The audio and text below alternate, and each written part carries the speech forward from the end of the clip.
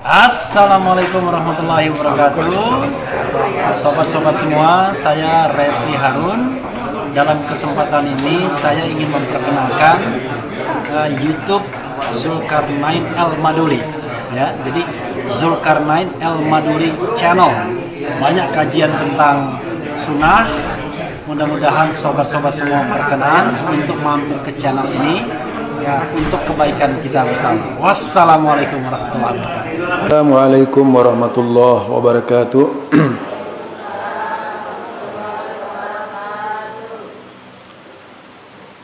Alhamdulillah,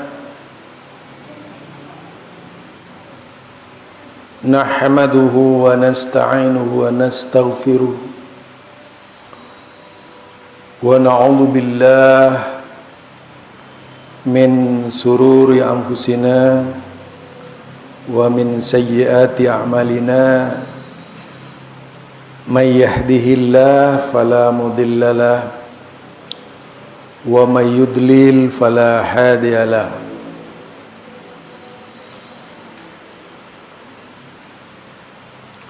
Allahumma shalli ala Muhammad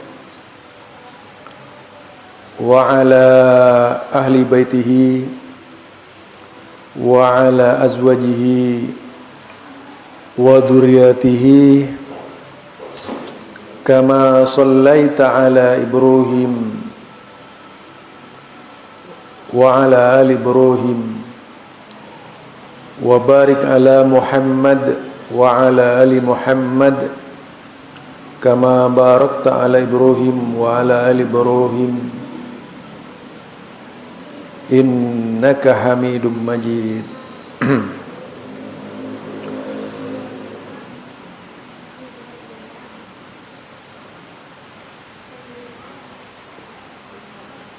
Fa inna ahsanal kalami kalamullah wa khairal huda huda Muhammad sallallahu alaihi wasallam wa syarrul umuri muhdasatuhah wa inna kulla muhdasatin bid'ah wa kulla bid'atin dalalah wa kulla dalalatin finnar.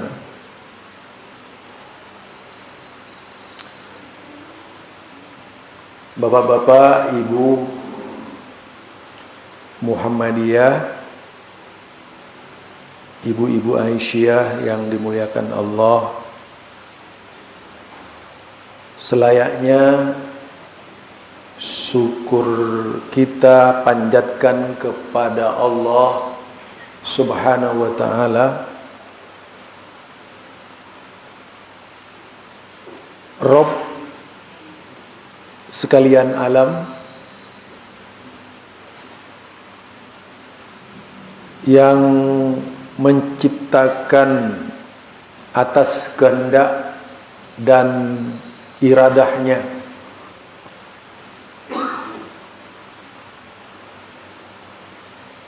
bimasyiatillah, atas kemauannya sendiri, tidak karena sebab-sebab yang lain.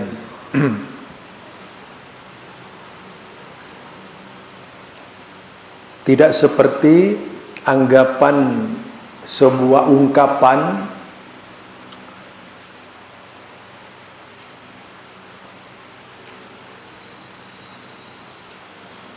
laulaka ya Muhammad ma khalaqta aflak, jika tidak karena engkau Muhammad, aku tidak menciptakan alam ini. Ini pernyataan batil, pernyataan palsu, pernyataan tidak berdasar, pernyataan tidak berdalil, pernyataan hoax dan semacamnya.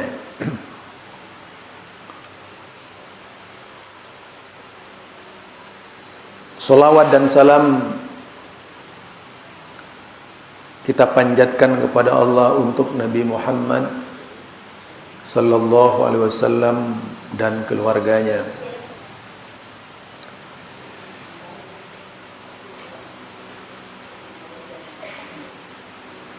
Saya membawa sebuah buku, nama bukunya adalah Berita Resmi Muhammadiyah,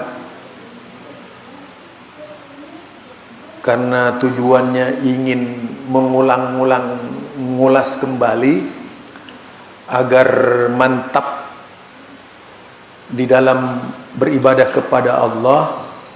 Kesempatan yang berbahagia ini akan kita bahas berkaitan dengan solat. Mengapa solat ini harus diulang-ulang? Karena memang persoalan solat perlu kritik membangun dari kita, agar kita di dalam menunaikan solat tepat berada di atas asas solat yang sebenarnya sesuai dengan petunjuk junjungan Nabi Muhammad sallallahu alaihi wasallam. Karena kebanyakan solat ini bisa memberikan pengaruh, karena solat ini bisa memberikan pengaruh kepada orang yang melaksanakan solat atau musallin. Setiap orang yang solat itu berpengaruh kepada dirinya. Orang baik bisa karena solatnya, orang buruk bisa karena solatnya. Orang yang kreatif bisa karena solatnya. Orang yang malas itu bisa karena solatnya. Orang soleh bisa karena solatnya. Orang yang tidak baik bisa karena salahnya. Jadi solat itu faktor yang bisa mempengaruhi para musallin. Nah, jadi pertanyaannya kita itu ada di faktor mana? Apakah faktor yang terbaik yang membuat kita baik, atau faktor yang membuat kita buruk?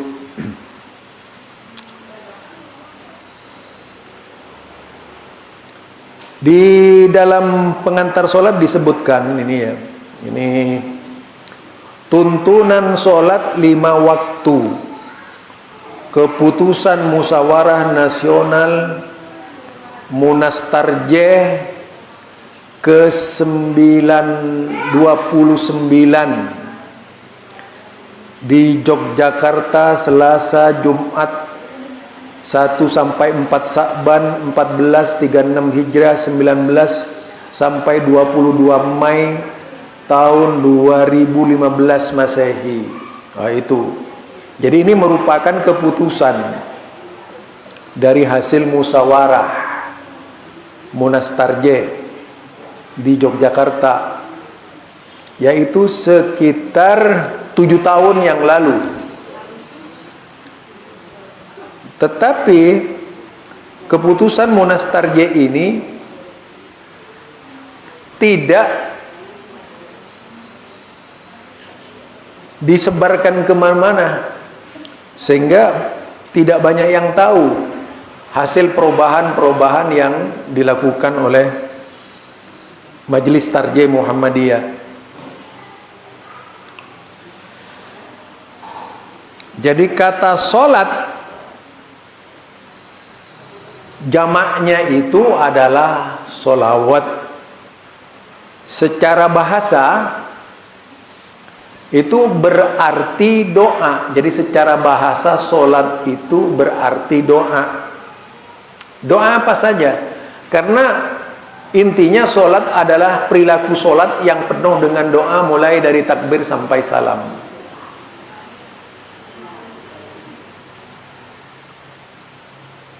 Kata sholli dan solataka dalam firman Allah misalnya, wa sholli alaihim, inna solataka sakanul lahum.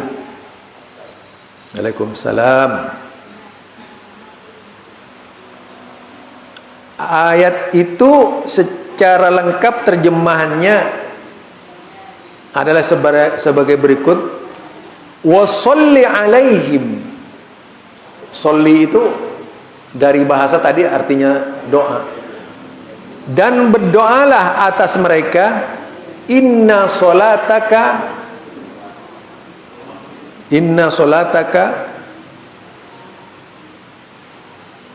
Jadi berdoalah engkau untuk mereka atau atas mereka, inna solataka, karena doamu Muhammad sakanul lahum, akan membuat orang yang didoakan itu tenang.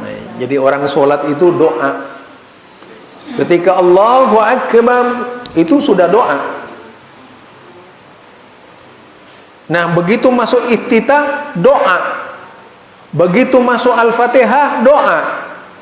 Begitu masuk rukuk, doa. Bisa begitu masuk i'tidal, doa. Begitu masuk sujud, doa.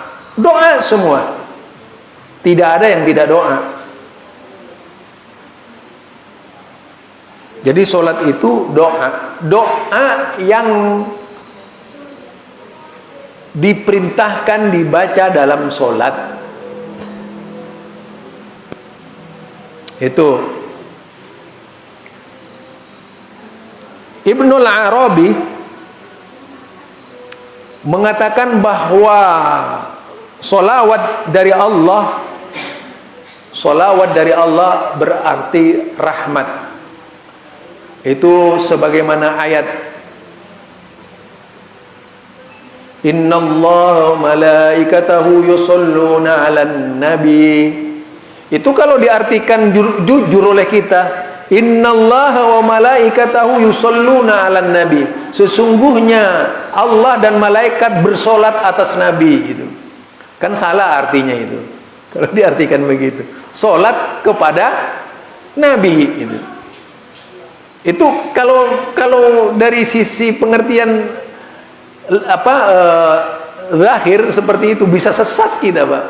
Allah solat kepada nabi. Allah, nah ini yang sering-sering diangkat oleh Kristen. Tuh buktinya, Allah saja solatnya kepada nabi katanya. Itu Kristen, Pak.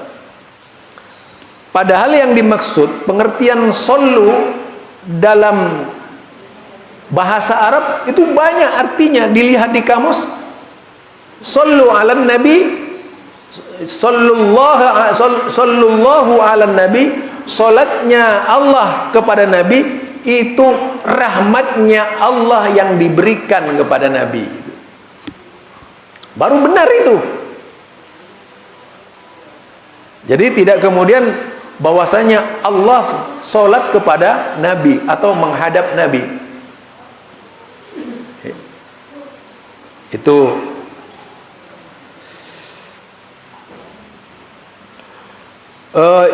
Ibnu Arabi begitu. Kalau dari Allah berarti rahmat, dan dari malaikat berarti istighfar. Kalau kita bertanya, Pak, apakah orang yang dimintakan ampun kepada Allah itu sudah pasti berdosa? Pasti berdosa tidak? Tidak. Karena yang dimintakan ampun oleh malaikat kepada Allah itu adalah seorang nabi. Jadi solawatnya malaikat, solatnya malaikat kepada nabi tadi itu adalah permohonan ampun atas Nabi Muhammad. Tidak bermakna Nabi Muhammad suka berbuat salah.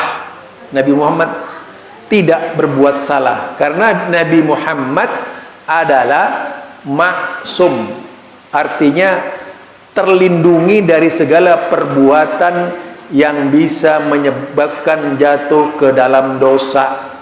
Tuh Nabi terpantau terus menerus. Kira-kira mau miring sedikit langsung ditegur oleh Allah. Contohnya, misalnya, abasa wa tawalla, engkau Muhammad yang berpaling dan yang bermuka masam dan berpaling gitu. Ditegur begitu, ingat langsung Nabi tidak mengerjakan lagi.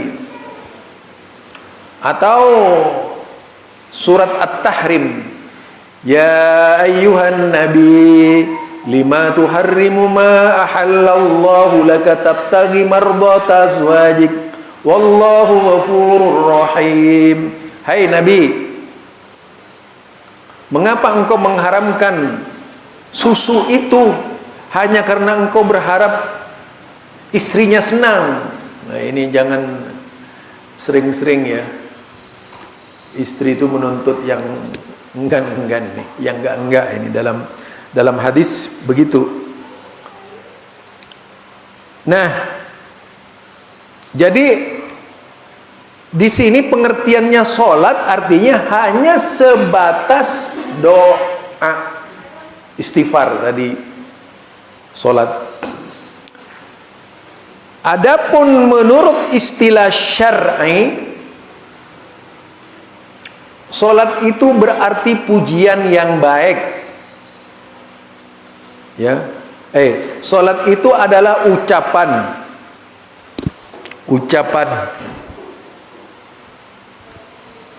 Kemudian perbuatan tertentu yang dimulai dengan takbiratul ihram dan diakhiri dengan salam disertai syarat-syarat tertentu.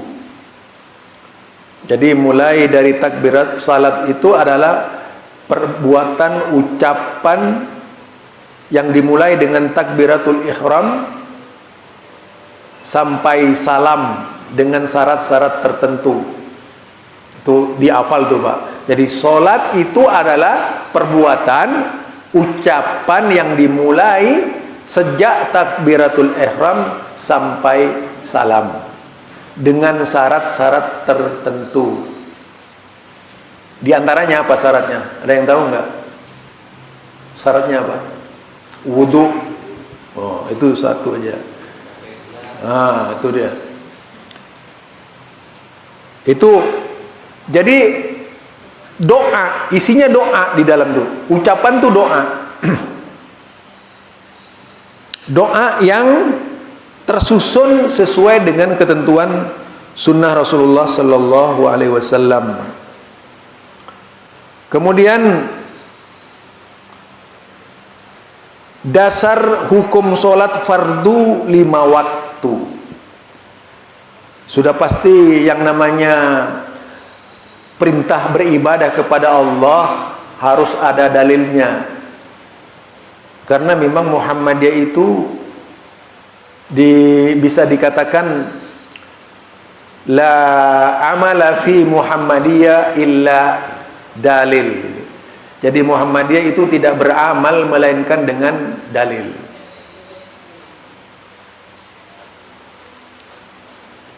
Jadi Muhammadiyah itu tidak beramal ibadah melainkan dalil.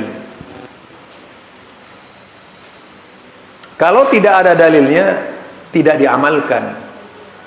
Kalau tidak ada sunnahnya tidak diamalkan. Kalau tidak ada ketentuannya tidak diamalkan. Itu sikap Muhammadiyah. Maka dalam hal ini Muhammadiyah sebenarnya tidak mudah Pak, karena harus mempraktikkan cara-cara yang datang dari Rasulullah Sallallahu Alaihi Wasallam. Berbeda dengan di luar Muhammadiyah, cukup mengikuti fikih. Kalau kata fikih begini, tapi di Muhammadiyah setiap warga dituntut berpikir kritis. Mengapa harus kembali kepada sunnah? Kritisnya di mana? Kritisnya tanya dalil. Ente itu sholat dalilnya dari mana? Itu di Muhammadiyah. Kalau di luar nggak tanya dalil. Perbedaannya, kalau cukup kalau di luar dalilnya apa? Bagaimana hukumnya makan babi misalnya. Itu kalau di luar Muhammadiyah jawabannya bukan menurut Al-Quran begini, enggak begitu. Tapi menurut kiai begini hukumnya. Itu. Jadi beda loh Pak. Ini saya enggak ngomong sembarangan, ada dalilnya juga. Jadi ada dalilnya juga saya berbicara begitu. Ini disampaikan Gus Mus. Jadi Gus Mus suatu saat cerita beliau, kalau di NU itu kata Gus Mus, saya niru-niru aja ini, niru-niru Gus Mus ya. Di NU itu kalau ditanya bagaimana ini? Oh, tanya sama Kiai Hasbullah gitu. Bagaimana ini? Oh, tanya sama Kiai Haji Hashim Asy'ari. Lah itu sebenarnya tujuannya Gus Mus itu meledek ulama-ulama sesudahnya itu ya. Yang isinya kalau kiai sekarang, nah kira-kira bisa nggak jadi dalil? Nah kata beliau. Nah ini artinya di luar kebanyakan memang seperti itu Pak. Pengalaman saya di Madura itu memang tidak tanya dalil, ditanya menurut ulama si A, si B, si C begini gitu. Jadi mereka tidak berkata qala Rasulullah sallallahu alaihi wasallam, tidak. Ini perbedaannya antara kita dengan mereka. Saya berani mengatakan begini karena ada dalilnya tadi ya. Dari Gus Mus.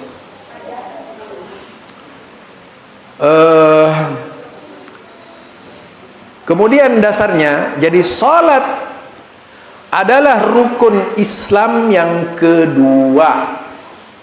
Yang pertama apa? Syahadat. Membuktikan bahwa kita bersyahadat itu harus sholat. Bukti dari syahadat itu harus sholat. Di dalam sholat masih ada syahadat. Jadi syahadat ini Pak selalu diingatkan. Waktu adzan ada syahadat. Waktu rukun iman ada syahadat iman pertama kepada Allah. Itu. Jadi syahadat. Kemudian rukun Islam, rukun pertama adalah syahadat. Waktu adzan pakai syahadat. Di dalam sholat tahiyat pakai syahadat. Mau nikah saja dibikin syahadat, bukan pakai syahadat, dibikin syahadat. Beda Pak ya, kalau nikah ini pakai syahadat itu tidak ada tuntunannya ya. Jadi kalau kita cuma ngetes saja barangkali ini Islam atau enggak ya. Iya Pak, enggak ada tuntunannya itu nikah pakai syahadat itu. Kan sekarang asyhadu an la ilaha illallah, kan begitu kan? Asyhadu anna Muhammadar Rasulullah. Baca istighfar lagi, astagfirullah. Itu adat saja Pak kalau nikah itu. Membuktikan apakah memang benar Islam kan sulit kadang-kadang orang mengucapkan salawat. Asyhadu an la, diulang sulit banget tuh kadang-kadang. Sehingga penting juga kalau nikah pakai syahadat tapi tidak termasuk kepada sah tidaknya nikah itu. Cuma itu tradisi yang berkembang saja, secara syar'i tidak ada itu. Apalagi kemudian saya tuh pernah membahas tentang nikah itu sempat digugat tuh Pak berkaitan dengan syahadat itu sampai bacaan lafdzul nikah, lafadz nikah. Kalau lafadz nikah itu yang umum zawwajtuka wa ankahtuka makhtubataka bin. Nah, kemudian apa? Bil mahri. Kalau ditanya dari mana itu gitu. Karena itu ditradisikan aja di tengah-tengah umat, ditradisikan yang seperti itu. Dianggap sesuatu tetapi tidak boleh ditetapkan itu sebagai keputusan syar'i, nggak bisa itu. Wong Nabi saja, kalau ini saya sedikit aja Pak sebelum kembali ke sholat, ke laptop ya. Nabi saja kalau menikahkan orang bukan begitu. Ditanya Nabi, maharmu apa? Mau nikahin perempuan ini. Dia datangnya berdua. Maharnya apa menikahi perempuan ini? Cincin besi ya Rasulullah. Mana cincin besinya? Diambil oleh Rasulullah cincin besinya itu, diberikan kepada yang bersangkutan, yaitu pihak wanita tadi. Diambil oleh wanita. Lalu Rasulullah bilang, ini sah sudah menjadi istrimu. Tidak ada lafaz nikah tadi itu. Jadi perubahan-perubahan kebudayaan itulah yang mempengaruhi kondisi Islam sehingga terjadi yaitu yang disebut dengan populasi fikih tadi itu. Banyaknya fikih-fikih di dalam memahami nikah itu. Ada dari Rasulullah memang menggunakan nikah. Aku nikahkan kamu. Langsung saja ada yang begitu, datang ke Nabi, aku nikahkan kamu. Ya Rasulullah, saya terima, qabiltu nikah. Selesai. Tidak panjang ulek-ulek sampai yang disebut dengan istilah muqarranatut nikah. Disebut, digambarkan semuanya itu. Enggak begitu tuh. Jadi kalau baca fikih repot kita itu, Pak. Malah ditanya, syah tidak? Sah. Sebenarnya itu saya kalau sudah mendengar mereka agak ketawa saya itu. Ya Allah, dari mana nih orang belajar begini? Itu ya. Jadi kalau kita lihat di dalam nikah tarjih tidak ada seperti itu, Pak.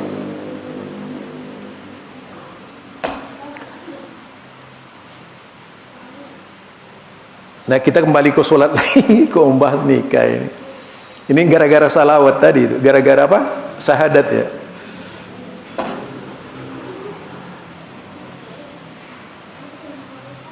Nah, kemudian wajibnya sholat ini, wajibnya sholat, dasar hukum diwajibkannya sholat, diantaranya Al-Quran dan As-Sunnah Nabi. Wa aqimus salata wa atuz zakah wa ati'ur rasul la'allakum turhamun. Itu An-Nur 56 ya, An-Nur 56. Jadi dirikanlah sholat, tunaikan zakat. Itu digandengkan, Pak. Kalau kita lihat di dalam ayat, sholat itu pasti dikaitkan dengan zakat. Kalau tidak, sholat dikaitkan dengan infak. Jadi sholat, infak, sholat, infak, sholat, infak. Artinya orang yang sholat itu harus infak. Makanya Bapak nanti kalau sholat berjamaah dengan Pak Ripto itu dari rumah, bawa duit gitu, infak ke masjid. Artinya itu menjawab Quran, Pak. Aqimis sholat wa atuz zakat.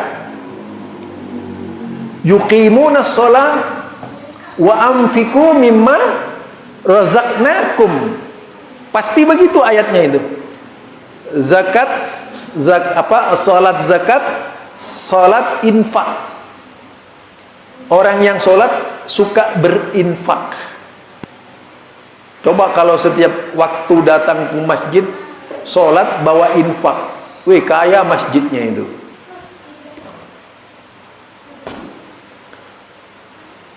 Di Masjid Muhajirin Perumnas 1 itu, duhurnya saja uang yang masuk, sholat duhur Pak, bukan sholat Jumat, uang yang masuk itu sebesar 3 juta rupiah sholat duhur.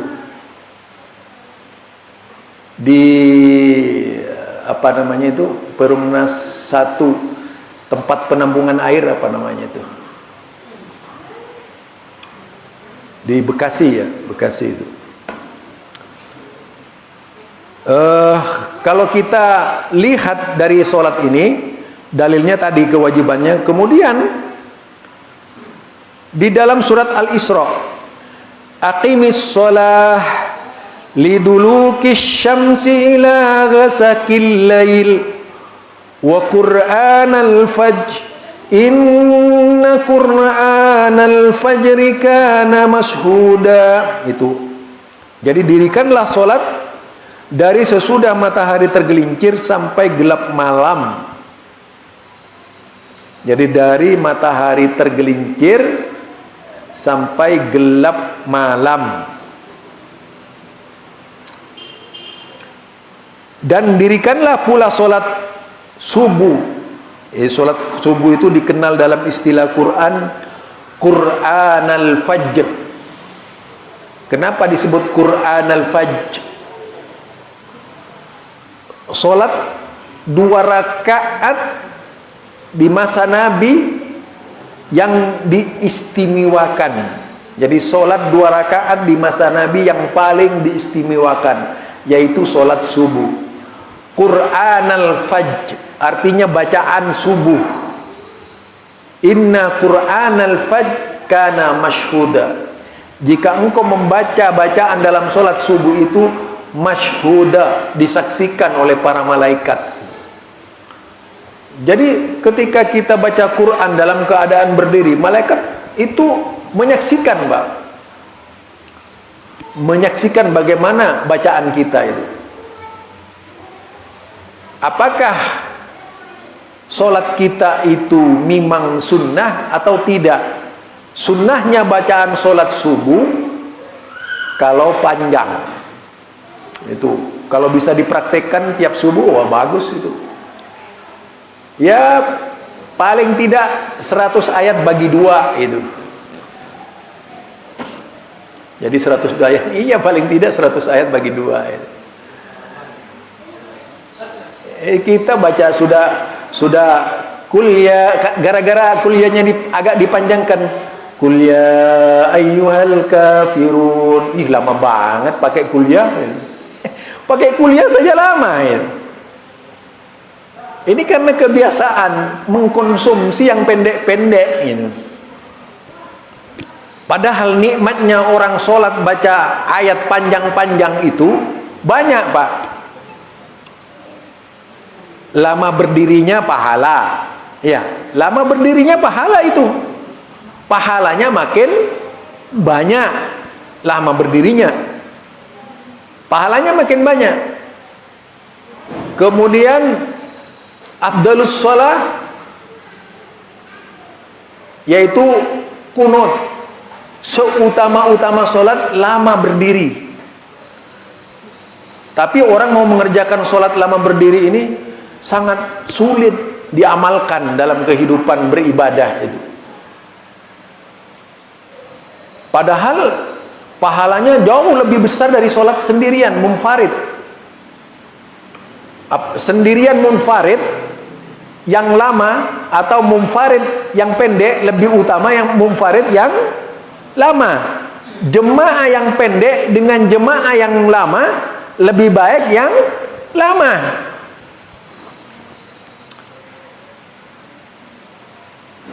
Itu seharusnya yang jadi rumusan dalam sholat kita. Misalnya apa lagi keistimewaannya lama berdiri? Baca surat Al-Quran.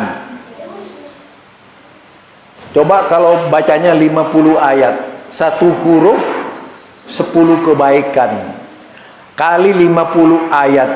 Kalau 50 ayat kira-kira berapa huruf itu? Banyak, Pak. Sebenarnya masuk surga itu gampang, cuma kita malas mau masuk surga itu, nggak mau. Baru sholat baca 2 ayat, jangan lama-lama ya. Sudah protes sudah lama-lama. Kapan masuk surganya itu?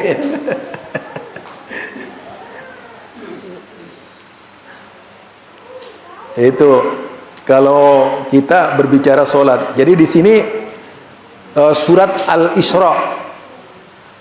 Kemudian hadis Nabi tentang kewajiban sholat. An Ibni Umar radhiyallahu anhuma qala qala Rasulullah sallallahu alaihi wasallam Buniyal Islamu ala khamsin, syahadati an la ilaha illallah wa anna Muhammadar Rasulullah wa iqamis shalah wa ita'iz zakah wal hajj was shaum Ramadan. Jadi di sini syahadat juga, kemudian iqamis shalah, atuz zakah. Iqamis shalah, atuz zakah. Rukun kedua Islam itu sebagai pelindung dari rukun-rukun yang lainnya. Walaupun syahadat itu diucapkan pertama kali, jika tidak sholat, lahan perlahan syahadatnya hilang. Jadi penguat tuh. Ini kewajiban sholat ya. Kemudian dari Talha, an Talha bin Ubaidillah qal jaa rajulun ila Rasulillah sallallahu alaihi wasallam min ahli Najd. Dikatakan sairur ra'si yusma dawiyun sautihi wa la yufqahu ma yaqulu hatta dana fa idza huwa yas'alu 'anil Islam faqala Rasulullah sallallahu alaihi wasallam khamsun shalawatin fil yaumi wal lailati faqala hal alayya ghairuha qala la illa an tatawwu. Jadi dari Talha bin Ubaidillah diriwayatkan bahwa ia berkata, ada seorang laki-laki dari penduduk Najd datang kepada Rasulullah dengan rambut kusut, yaitu sairur ra'si, rambut kusut, terdengar gema suaranya tetapi tidak dapat difahami. Apa yang ia ucapkan sampai ia mendekat, lalu ia tiba-tiba bertanya tentang Islam. Rasulullah sallallahu alaihi wasallam menjawab, diwajibkan 5 salat sehari semalam. Lalu ia bertanya lagi, apakah ada kewajiban bagiku selainnya? Rasulullah sallallahu alaihi wasallam menjawab, tidak, yang ada adalah salat sunnah. Jadi kita salat sunnah itu salat tambahan dari kita sesuai dengan tuntunan Nabi, salat qabliyat duhur, ba'diyat duhur, kemudian salat sebelum maghrib, liman sya'a, siapa yang menyukai. Sebelum maghrib ada itu, Pak. Tapi sifatnya liman sya'a, bagi siapa yang menyukai. Jadi saya pernah itu di PP Muhammadiyah, waktu sholat sebelum maghrib ditegur oleh ulama tarjih. Ustaz, kan tidak ada di tarjih Muhammadiyah sholat sebelum maghrib, katanya. Astagfirullah, Bapak sudah tuntas belum membaca tarjih? Bapak sudah baca belum tarjih Muhammadiyah? Sholat sebelum maghrib ada, liman sya'a, itu hadisnya di dalam tarjih Muhammadiyah. Nah, terdiam dia, Pak. Padahal ulama tarjih bisa lupa tarjihnya. Itu ya. Kemudian setelah itu ada yang disebut dengan persiapan untuk sholat. Apa saja persiapan untuk sholat itu? Yang pertama, mengetahui masuknya waktu sholat. Jadi yang pertama, mengetahui masuknya waktu sholat. Ini paling penting, Pak.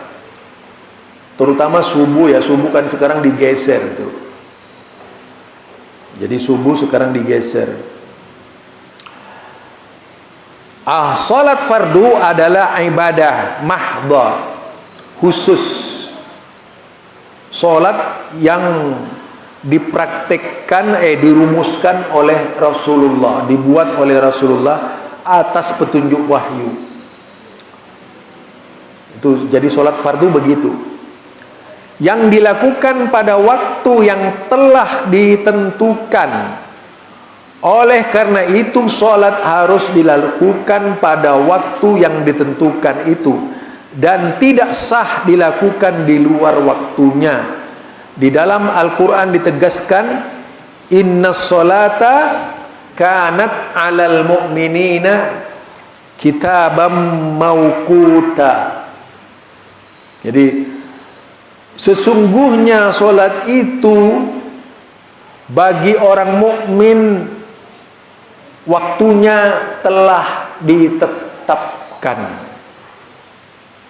Jadi waktunya telah ditetapkan. Ada sholat subuh dengan waktu yang ditetapkan, sholat duhur jam sekian, yaitu sedikit matahari agak tergelincir waktu di tengah, terus asar setelah bayang-bayang melebihinya itu dan sebagainya, terus itu.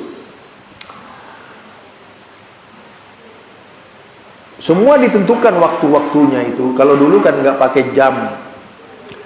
Seharusnya kalau tidak mau pakai hisab itu, orang sekarang mau sholat tuh harus lihat matahari dulu keluar gitu. Yang nggak mau pakai hisab. Nah sekarang kan tinggal pakai hisab. Itu hasil hisab tuh. Jam duhur sekian-sekian, doa asar sekian. Ya, kalau dulu harusnya kalau mau salat asar bukan begitu.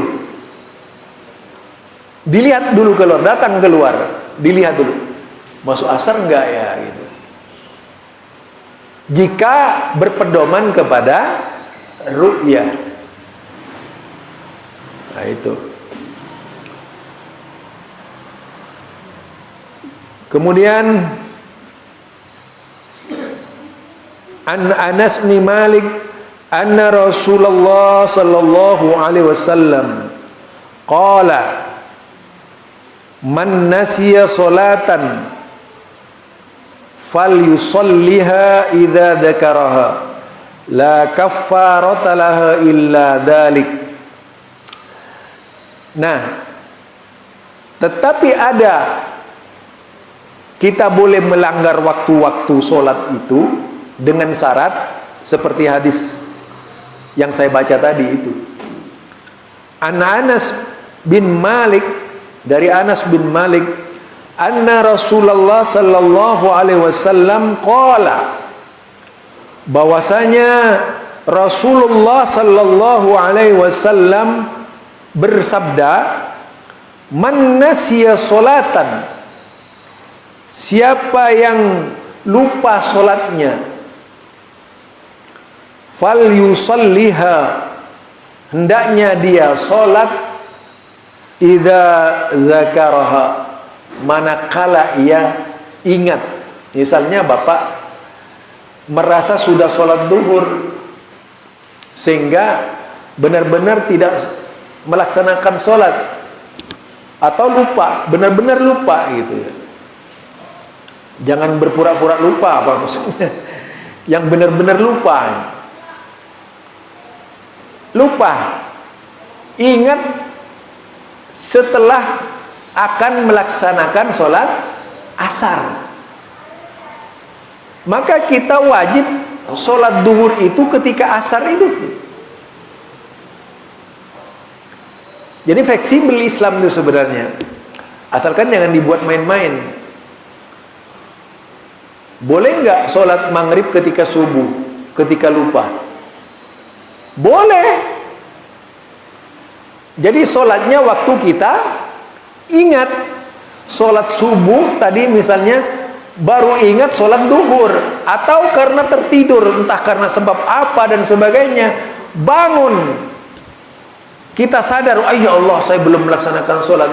Jangankan kita Pak, Nabi Muhammad dan sahabatnya itu tidur berjemaah sampai lupa sholat subuh gitu.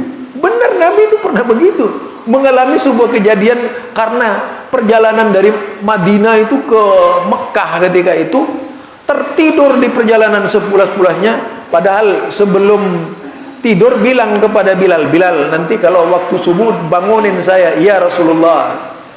Lah begitu waktu subuh Bilal nggak bangunin, pada tertidur semuanya. Sholat subuhnya dilaksanakan sekitar jam 10 pagi itu dia. Berjamaah. Karena itu lupa berjamaah. Boleh-boleh saja Pak begitu Pak. Tapi jangan, ya itu tadi, terus menerus. Kalau begitu kita bikin lupa sajalah sekeluarga itu. Ya nggak begitu Pak. Jadi itulah Islam. Islam itu memberikan yassiru wala tu'assiru. Mudahkan dan jangan sulitkan. Mudahkan, jangan sulitkan. Itu ya. Kemudian an Abi Qatadah qala zakaru lin Nabi sallallahu alaihi wasallam naumahum. Para sahabat menceritakan kepada Nabi sallallahu alaihi wasallam tentang ketiduran mereka, anis sholah, dari sholat. Faqala innahu laisa fin naum tafrid. Nah, dikatakan sesungguhnya yang demikian itu, yang ditidur itu dikatakan tidak ada tafrid. Dalam tidur itu tidak disebut lalai. Kalau orang tertidur, ini rombongan Pak tidurnya. Nih, jadi hadisnya begini bunyinya. Dzakaru lin Nabi sallallahu alaihi wasallam naumahum anis sholah. Jadi para sahabat menyebutkan kepada Nabi sallallahu alaihi wasallam naumahum anis sholah, tentang sebab ketiduran mereka dari sholat yang akan dikerjakan. Tertidur itu semua sahabat, saking payahnya. Rasulullah menjawab, oh dalam tidurmu itu kamu tidak lalai, karena memang ada pekerjaan, ada tugas berat. Akhirnya mereka ramai-ramai tidur. Padahal yang demikian juga terjadi pada diri Rasulullah sallallahu alaihi wasallam. Nah, dikatakan innamat tafritu fil yaqdha. Disebut kelalaian itu jika engkau melakukannya dalam keadaan sadar. Itu tafrid, lalai namanya, dalam keadaan sadar itu kita lalai. Jadi jangan tidur kalau dengar ceramah saya, tafrid namanya. Saking nikmatnya. Nah, itu. Alhamdulillah tafrid.